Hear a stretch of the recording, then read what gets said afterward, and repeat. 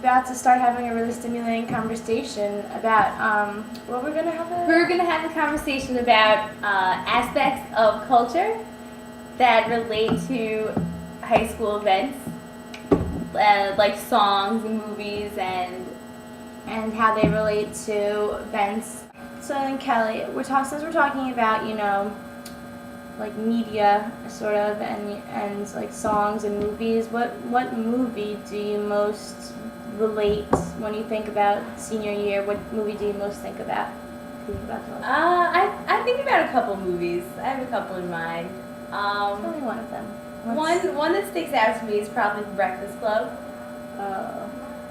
Just because all these kids are locked in a room for detention, which shows authority among the principal. The principal, how he has the authority to lock them in this one room and keep them detained almost for their Saturday. Right, for their entire Saturday. Meanwhile, within the room, you have people from different ideologies. Different cliques. Like a whole spectrum of different people. In Wheatley, though, I feel like the movie probably wouldn't portray our high school experience. Definitely not. But if you look at, it's definitely not. I mean, but it also is very like stereotypical, that movie, because you have almost like these different,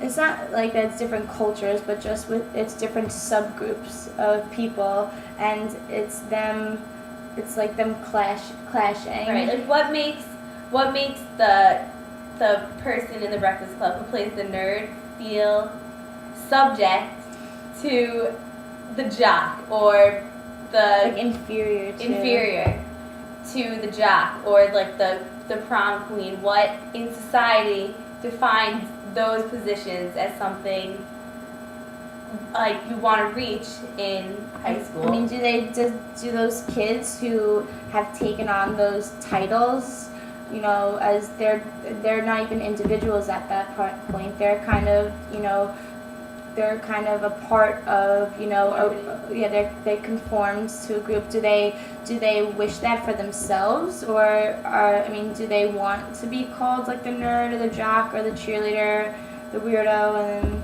that other one? I remember from reading the Theory Toolbox, even a nonconformist, I don't know if this is the exact quote, but even a nonconformist is a conformist.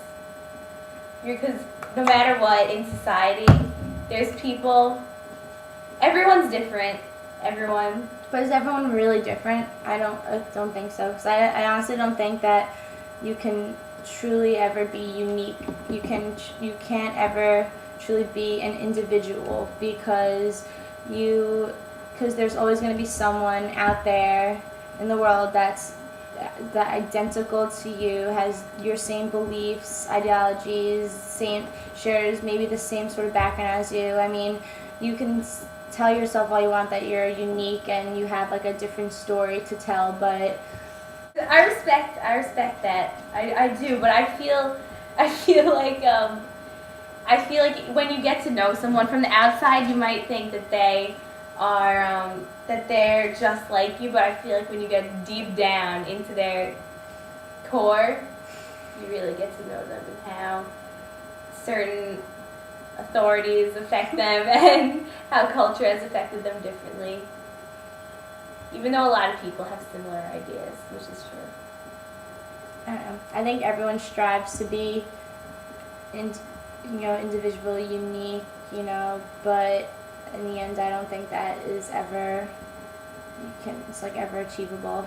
I think that you're always going to be subject to, views, expectations, ideologies of just, the culture, but at that time period, obviously, because like what people, thought, years ago doesn't really apply today. So it obviously has to do with the time period. But so that was just what I think that we had a pretty stimulating conversation there. And I hope this helps. and Super dupa. It's been real. See you tomorrow. See you to the best.